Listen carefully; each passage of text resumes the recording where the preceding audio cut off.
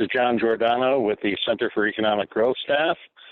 I am pleased to invite you and glad you're here for our webinar series. Today we have a great program featuring Matt Scarchilli of Winning Process and Sandler Training. Just as a footnote, the Business Growth Solutions Department of the Center for Economic Growth offers consulting and training programs for the businesses that are already here in the capital region, and our clear partner when it comes to sales-related training, we always go to Matt's organization. Sandler has proven track record for years with us on helping companies in the area, and when this session is over, I highly recommend that you have a conversation with Matt about your company. For questions and answers on today's program, on the bottom of your toolbar, you'll see a Q&A section. If you will type them in, Andrea and I are on the call, and we will assist and make sure that Matt sees your question, and then we'll also have time at the end as well. So let me get out of the way and hand it off to Matt. Thank you, Matt. Thanks, John. And what John meant really when he said that he'll be reading the questions for me is he said Matt's old and he can't read anything that's small. That's what I kind of heard John say. So thanks for doing that, John. I appreciate it. Thanks everybody for participating today. I'm looking forward to the next 45 minutes to an hour. And really what I would love to do more than anything else is answer your questions.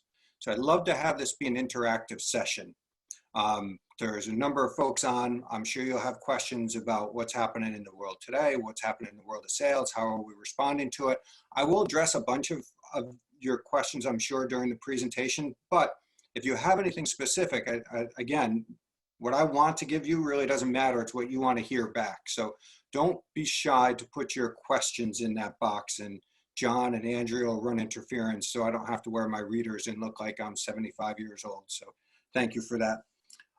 For those of you who don't know Sandler, Sandler is an international company, been around for 40 plus years with 300 plus franchisees in 13 different countries. I own the Albany franchise here, and we basically focus on three types of training: sales training, management training, that first level management, and customer service. And typically when we work with companies, we're solving one of a few problems. They're either frustrated that they're not selling as much as they want to be selling, or they're kind of angry at their support team because they're missing upsell, cross-sell opportunities, or they're nervous that they've hired this new manager, kind of taken their best salesperson and made him a manager, but they don't have an internal management training session. So those are the types of issues that we solve for companies. And again, if any of those ring a bell and you'd like to have a conversation after, and by the way, I didn't pay John to say that, just my contact information is on the screen there, and I'll show this slide again at the end.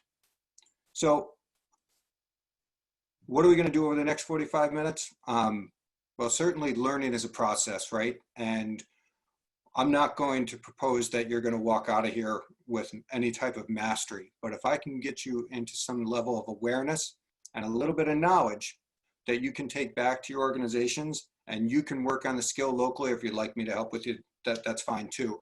But my goal today is to bring some awareness to what's happening and bring some knowledge to what's happening, okay? That's kind of where we're going from there. Participate in the chat. There are some free content out there from Sandler. So if you go to our website, winningprocess.sandler.com/sell, you'll have access to all kinds of free content, everywhere from white papers to podcasts to you name it, it's in there. So enough of that. What's going on in the world today? What is this crisis that we're in, and how is it affecting us that are in sales and in the sales world? Well, this is different, folks. You know, Sandler's been around a long time. I told you 40 plus years. So the company has seen lots of changes. They've seen market dips. They've seen the different crashes in different times around 9/11, around the dot-com boom, around the mortgage thing. This is different, though. There's no underlying economic cause for what's happened at this time around for this COVID crisis. And because there's no underlying economic cause, and because we haven't seen this in the past, it's almost impossible to guess at what's going to happen coming out of this.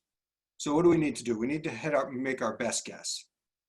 So a lot of companies at this point, they've hit the pause button, right?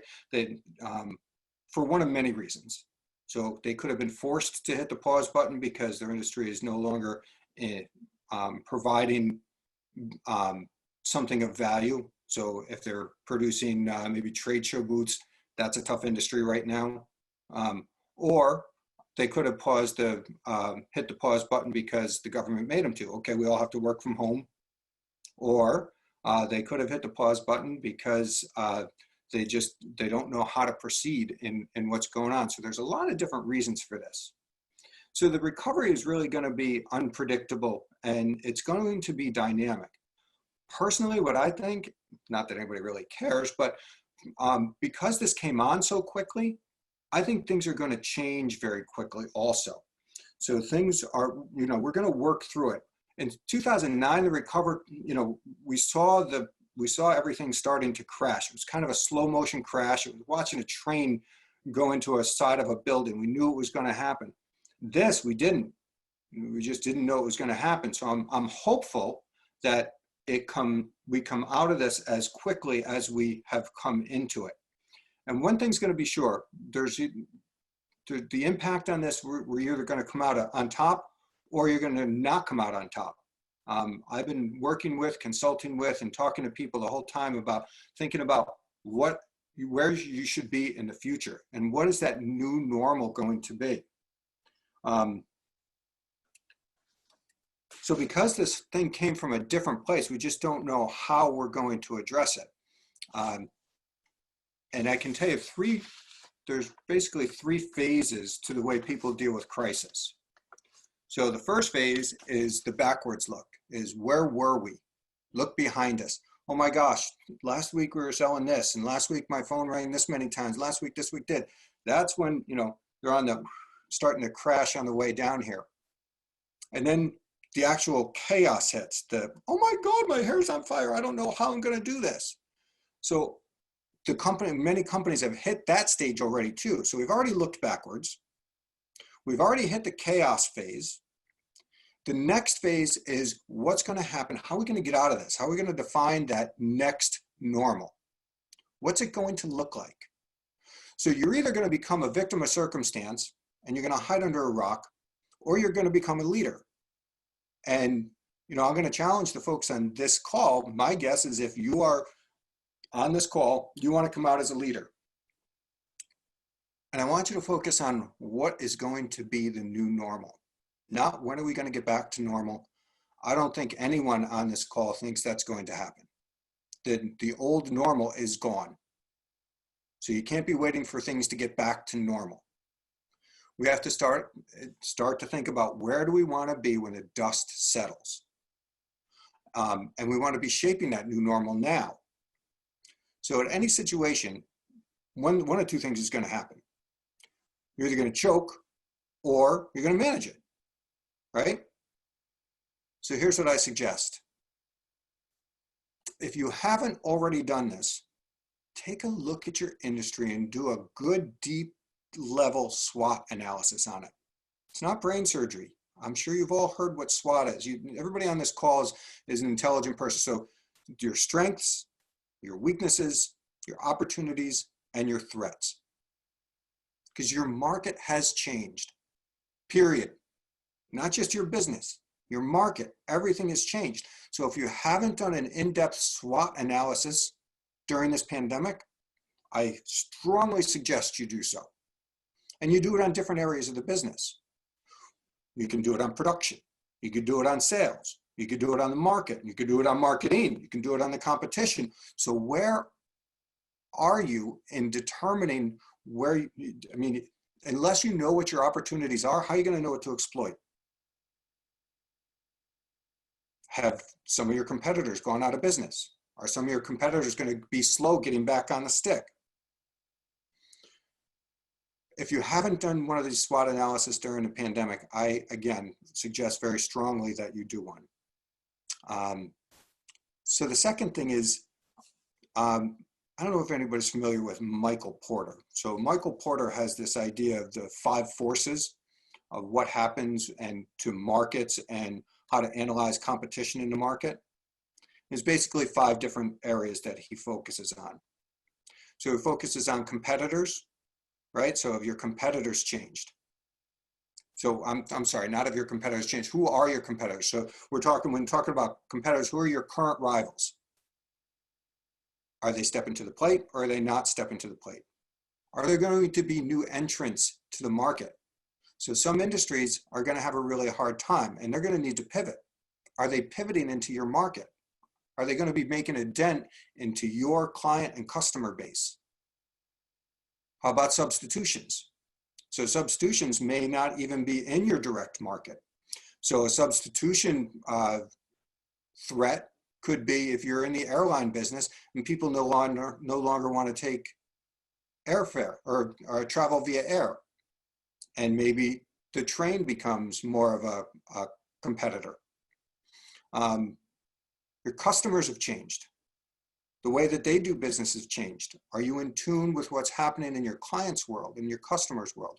Your suppliers have also changed. Where are you getting your information from? Not your information so much, where are you getting your work from? That's absolutely changed. So are you in tune with all this stuff that's going on around you? You need to look at all these different areas and decide, what does your new normal look like? What do you want it to strive to be? Because just saying, I want a new normal is one thing, but you have to define it. And you can't define it until you take a look around and see what's happening. Have you done that yet? So again, SWOT analysis. If you're not familiar with Michael Porter, just Google Michael Porter's 5 principles and you know, stuff will come up regarding that. But as we come out, we really want to know, what are our threats and what are our opportunities? And of course, once we figure that out, then we have to be willing to change. If we don't change and our competition does, where's that leave us? We're behind the 8 ball, right? So what are we going to do? It's not okay. I can tell you this 100% unequivocally. It's not okay to do nothing. You can't just expect to come out of this without proper preparation, without proper foresight, without looking at your market as you should.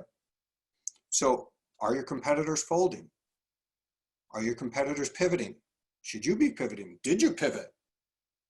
Should you go back to what you were doing? Should you be following along this new line? Now's the time to start thinking about these things, right? So as we come through, I love this statement. Your best client is your competitor's best prospect.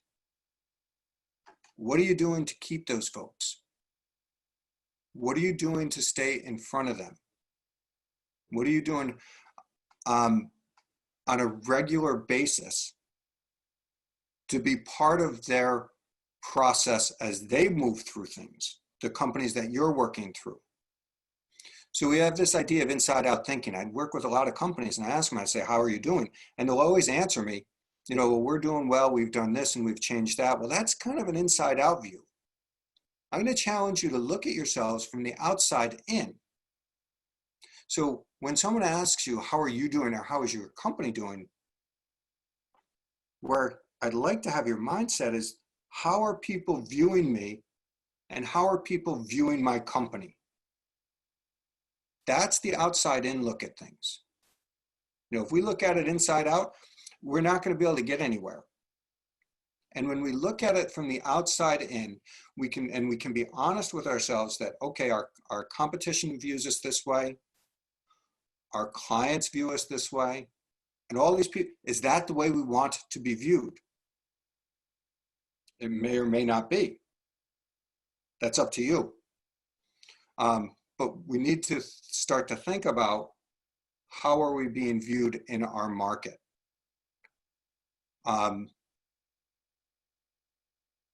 Secondly, I guess we can go on to the next slide here. What is your plan? What are you guys looking to do? As things change, how are you looking to change things? There's a saying that we live by, in sales is companies have heart attacks every 90 days in normal circumstances. So you get a no today doesn't mean that you're going to get a no in 90 days from now, because everything changes, right?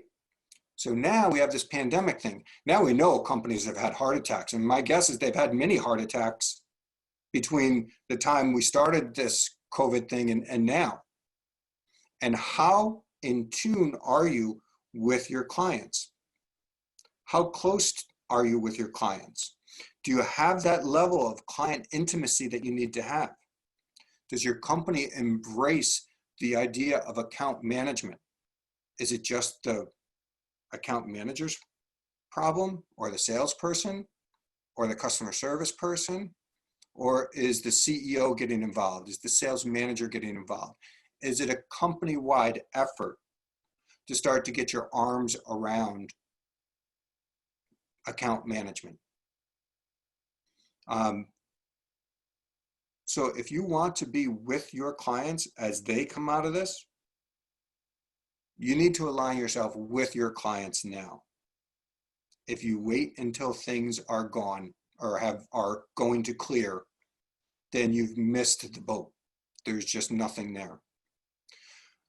Again, I haven't been keeping track of the Q&A. John, do we have anything coming in? Any questions that need to be answered? Nothing right now, Matt, but I will chime in when I see one. Okay. And anyone is welcome. Anyone is welcome at any time.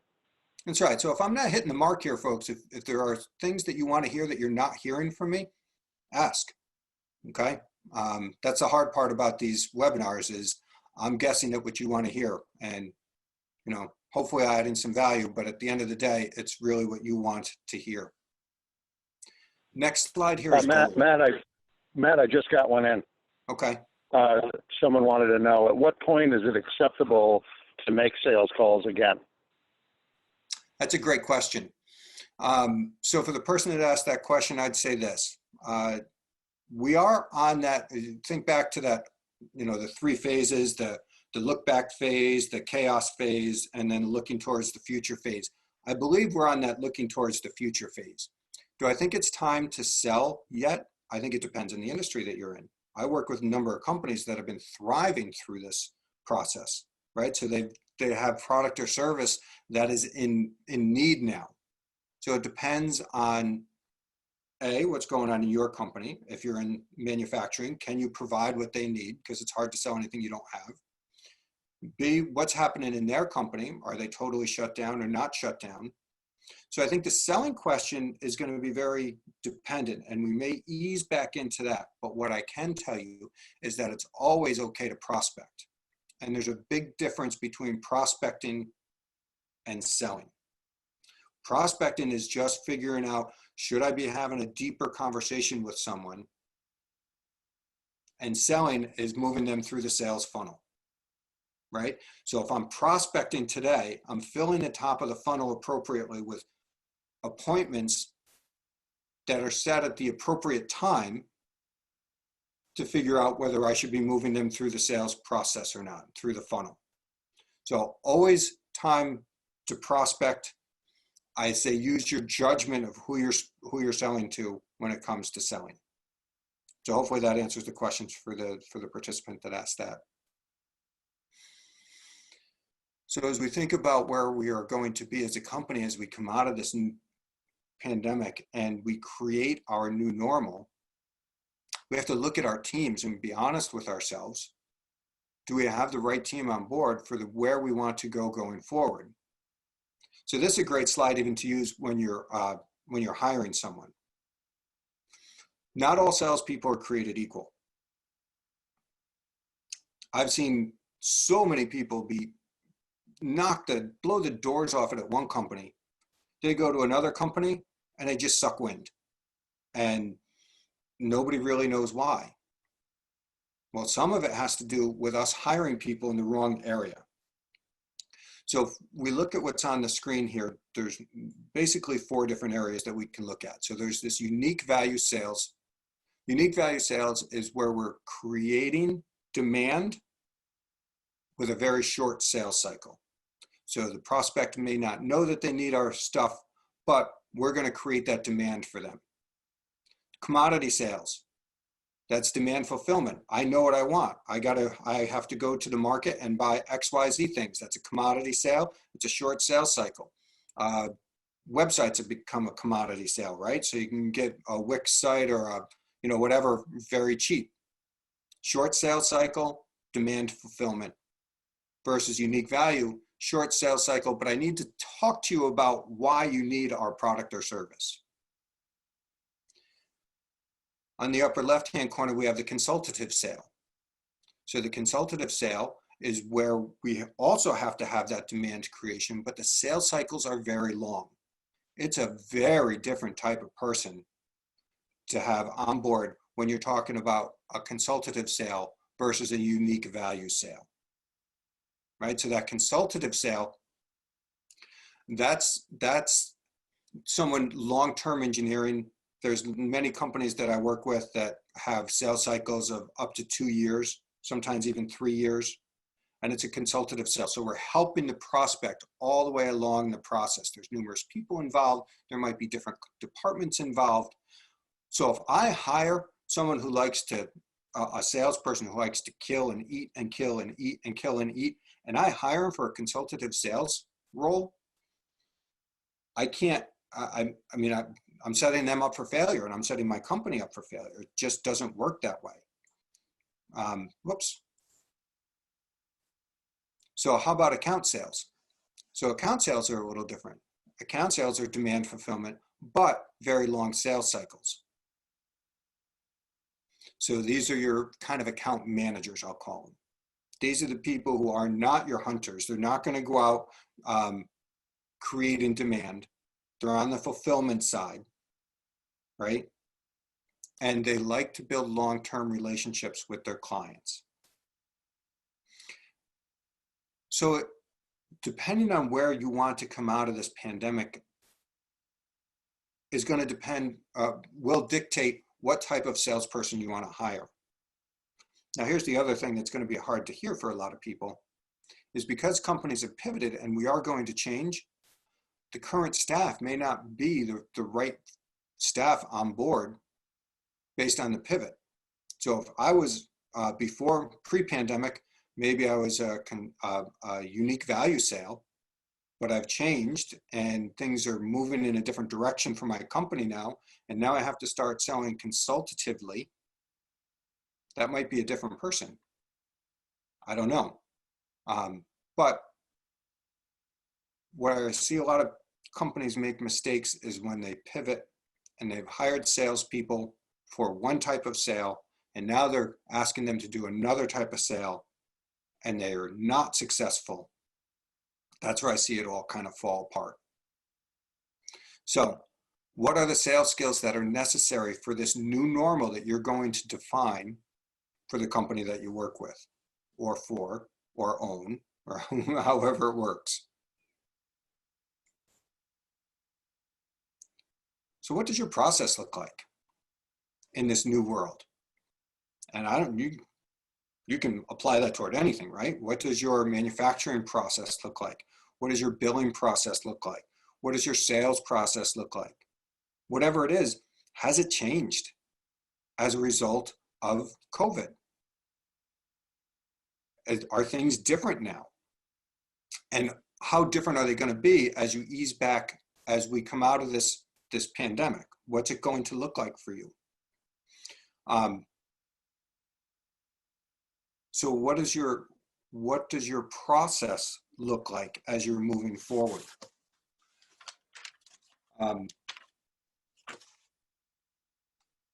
So here's an example. I worked with a company not that long ago. They have 8 salespeople. I interviewed each of the salespeople independently and I asked them what's their process. Guess how many answers I got? 8 different answers. And the sales manager's wondering why she can't keep everybody in line. Well, because there's no process in place. So it amazes me that we're smart enough in the manufacturing world to put process behind manufacturing, but we're not smart enough to put process behind prospecting and selling and putting a sales process in place. We know that if you want to scale your business, if you want to get bigger, if you want to grow, you have to have process in place. But the last place I always see it implemented, if ever at all, is on the sales side. So what are we doing to help get our sales process in place? And how does your process need to change? You know, you may have had your sales gates all laid out prior to this. Many of the folks that I work with have, you know, they have their selling gates. You know, at stage 1, these 5 things have to happen. At stage 2, these 3 things have to happen, or they don't move to stage 3. And this is where I start to qualify, and this is where I get the information that I need. How are those gates going to change coming out of where you want to be, where you're going to end up coming out of the pandemic? Again, we're forward looking. We're deciding, we talked at the beginning of the webinar about deciding where we want to be. We're not looking backwards. We're defining what the future is going to be. What are we doing to help shape what that future is in terms of our sales teams? Do we have the right people on board? Do we have the right process documented? I don't know. That's up to you folks. You know, you all have your own companies. You all have your own idea of what success looks like coming out of the pandemic. So let me ask you, how are you managing your change? What's it look like for you? So there's lots of different areas of change. I hear this one all the time. So you get the CEO or you get the sales manager that's on the plane a lot, right? They get a lot of fly time, and they're always going from East Coast to West Coast. And whenever they come back, it's whatever the book of the trip was, is what the company's going to do. Oh my gosh, I read this great book, Transforming Your Company in 21 Days. We're going to do this, this, this, this, and we're going to change. We're going to do this, and we're going to do that. Well, here's what I find out. They get to that contact place, right? Maybe the first little dot there. That means to let their team know, hey, this is what's going to change. This team has a little bit of awareness, but I'd say that 80 to 85% of the changes that I see companies try to make, at least in the sales world, I won't speak where I don't know, but in the sales world, 80+% of the people that I work with never get past awareness. Some of them get to an understanding of what is changing and why it's changing, or they'll put the trial into place, but they'll never follow up on it. They'll never make the tweaks necessary to be successful, so the adoption never happens. And if the adoption never happens, certainly it'll never be institutionalized in the organization. So what does if we're going to come out of the pandemic differently, have you thought about how you're going to be managing the change within your organization? That's a big question, right? So we think a lot about where we want the company to be and what we're going to do. People are coming back from working at home, working remotely, maybe not working at all, and then we hire them back. And they haven't been privy to all the thoughts that you've had running around in your noggin about how you're going to change your organization.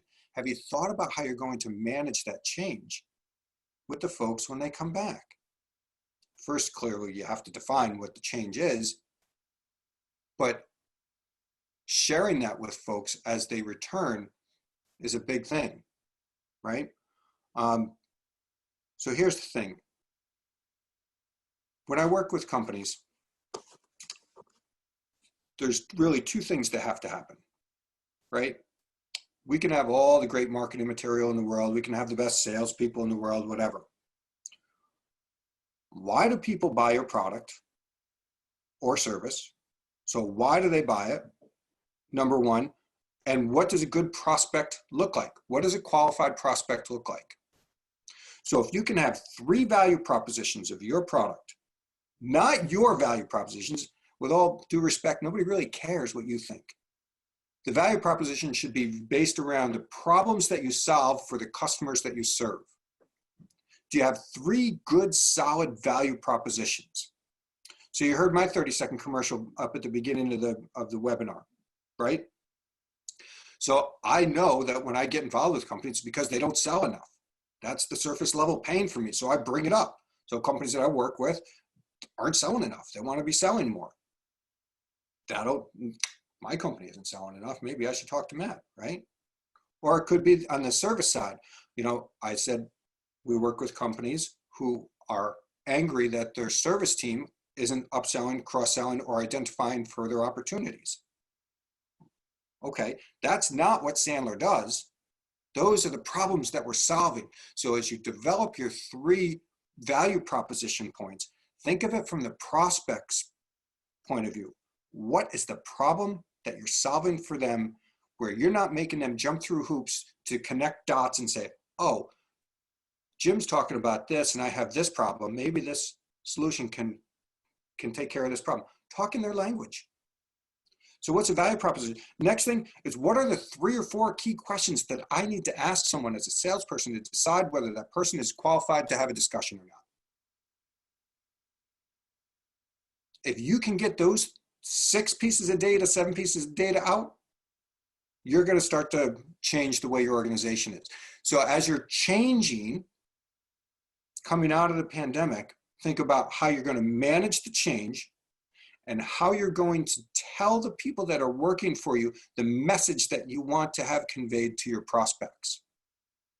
So 3 key value propositions, 3 key questions for 3 key questions that you want to ask. Okay? All right, so Matt, can I interject a question? certainly. How often should an organization go through a value proposition exercise? So in normal times, that's a hard question because I don't know what industry you're in, but I would say that probably every 6 months. In my experience, it's every 6 months you go through, is our value proposition still resonating with our prospects and our clients, or are we not giving the right message, right? So we want to be asking the questions that are going to uncover whether there's a reason for us to do business or at least have a further conversation with that person or not. So I would go every 6 months. Today, in today's world where we live right now, I think you should be looking at, I mean, I don't know your industry, but you should be looking at it every time you decide you want to make a company shift or change. Look at it from the prospect's point of view. Are they going to, not is there an addressable market out there? So that's one thing. Yes, you have to have an addressable market. But what's my message to the addressable market? How is what I'm going to say going to trigger them to say, yeah, we should have a conversation? I'll go back a second. People don't like to change. They just don't. When you're talking about change management, one of 3 things happens to those people who don't like to change, right? Either they self-deselect and they quit, you deselect them and you fire them, or they move to another position in your company. So as you come out of this, as managers, be thinking about, how do I want to nurse these people back into this changing environment? And what am I going to do to help them be successful? That's that's the way we have to look at this. So we talked a lot about what the company has, our company changes. Now, what about our clients? We haven't really talked about our clients yet. So let's talk about a couple of different ways that we can look at our clients, and we can segment our clients into account management. So first, as you and your company are coming out of this pandemic, you want to think about, what segment of the population am I going to start to go after? So am I going to be looking at, and I know you can't see my mouse, the upper left-hand corner, Yeah, we'll call it left when you're looking at the screen. Am I going to be selling new products to new clients? Or am I going to be selling new products to existing clients? That's the yellow box. Or am I going to be selling existing products to new clients? That's the blue box. Or am I going to be selling existing products to existing clients? That's the green box. So have you thought about how you're going to segment your accounts? And maybe you run your SWOT analysis against this, right? So if we choose to sell new products to new clients and we're switching and we're pivoting, what are our strengths, weaknesses, opportunities, and threats there, right? My guess is there are a lot, well, I shouldn't say this because everything's changing, but maybe there was less threat and more opportunity selling existing products to existing clients, right? And if you have sales goals for the year, are they the same sales goals? Or do they need to be edited and changed and modified? Or are you going to hold people's feet to the fire? You're going to expect them to sell the same amount that you would have expected them to sell 2 months ago. And then as your sales folks go out and hit the streets or pick up the phones, inside, outside, doesn't matter. Do they know, do they have a strategic plan for how they're going to execute to reach their goals? Do they know what segmentation of their client base they're going to sell more to? Do they know, so is it 25% out of each one of these quadrants? Is it 50% in the green and maybe 5% in the orange and the rest made up of yellow and blue? Or is it just the opposite? Do you need 100%? I mean, I'm in a service industry. Most of my stuff is new stuff, right? So new stuff to new clients is the majority, is over 50% of what I do. Do your salespeople know where they're going to be spending their time and energy? Because here's the reality, folks. When people think about your company, they have you in a box. They say, this company does this.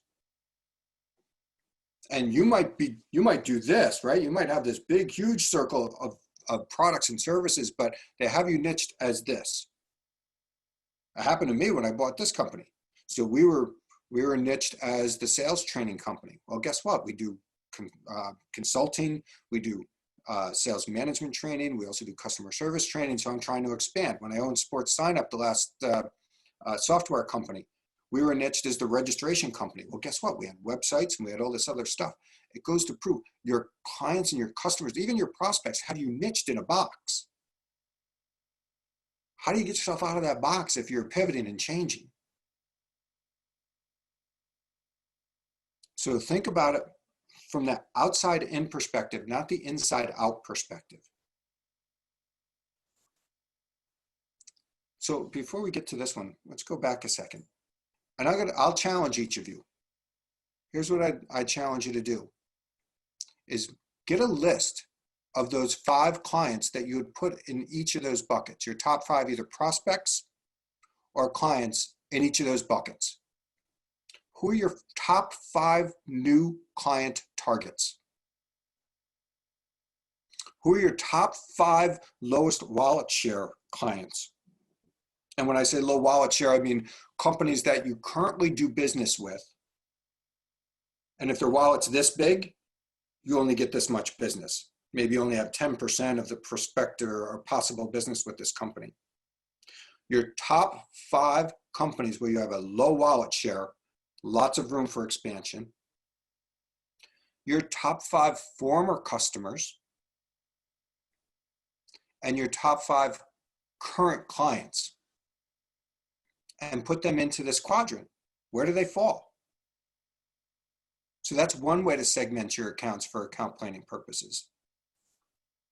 Another way to segment your accounts for account planning purposes is an acronym that in Sandler we refer to as CARE.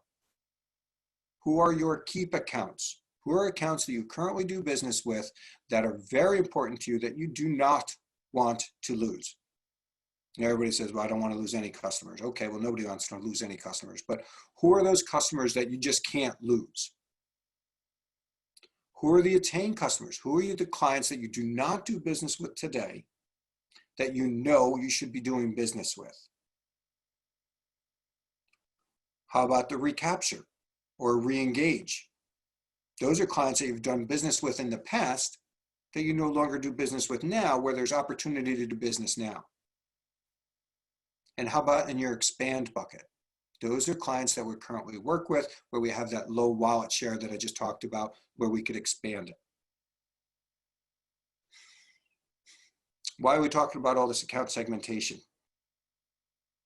We're talking about account segmentation because we're talking about having a plan to match the changes that are happening based on where we want to be coming out of the pandemic. What's our new normal going to look like? So it all flows backwards. It's great to have a new normal, but if there aren't goals around it, if there's not a plan around it, then how do you possibly know what to do? Right? So if we're managers, our job is to help our sales folks be successful. And one of the ways that we can help them be successful is to help them build a sales funnel and a sales plan. Do they know where the business is going to come from? Do they know how much business from each of these different care segments? Do they know it down to the quarter, down to the month, down to how many calls they need to make in a day? And I would go through that same exercise here. What are your top 5 keeps, attains, recaptures, and engages? And what does the message sound like now to these clients who are changing? And more than ever now, we want to make sure that the message that we're sending out there is not, we do this, this, and this. We want to make sure that the message that we're sending out is a message of, hey, we understand that you have issues and problems. We understand that these are the problems that you have. We'd like to help you solve those types of problems with our product or service, right? The last bullet on there, I want to make sure that I really touch on leading indicators. So I see so many sales managers manage from the back end. And when I say that, it's, okay, well, Jim didn't hit his sales goals last year, or the weekly meeting. You didn't do this last week. You didn't do that last week. Those are past indicators. I mean, nothing you can do about the past, right? So have you identified what are those leading indicators in your company for success? So is it number of appointments scheduled? That's a leading indicator. Is it how many people are at the top of the funnel? Is it how many people do I have in the middle of the funnel? How many companies? What are your leading indicators for success? Is it how many phone calls is someone making? Is it how many networking events, when we get back there, are people participating in? And are you measuring those leading indicators? Because those are the things that you can manage. I can't manage saying, oh my gosh, Jim, you didn't hit your numbers last month. Well, crap, that's gone. Nothing I can do about it.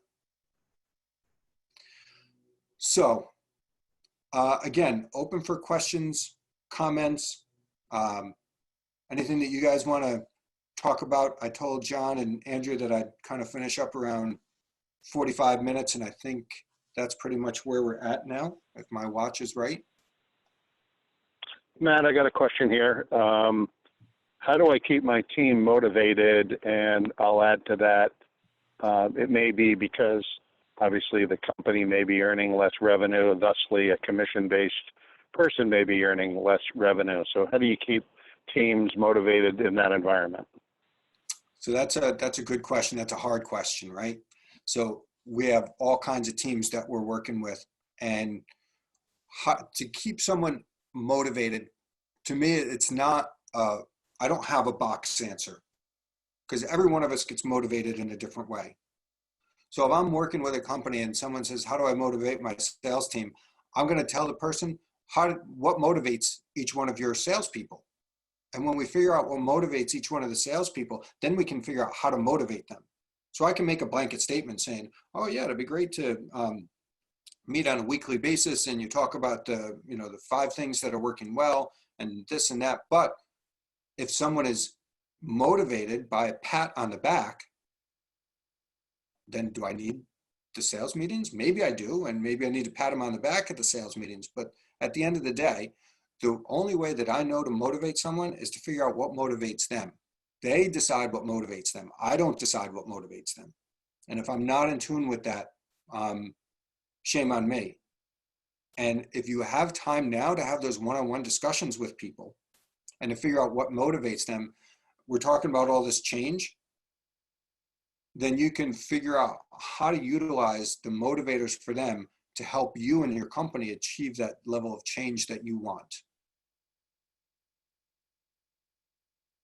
So hopefully that answers the question, John.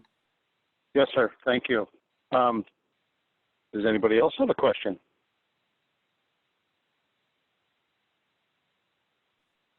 Okay. Matt, want to say thank you very much. That was a terrific session.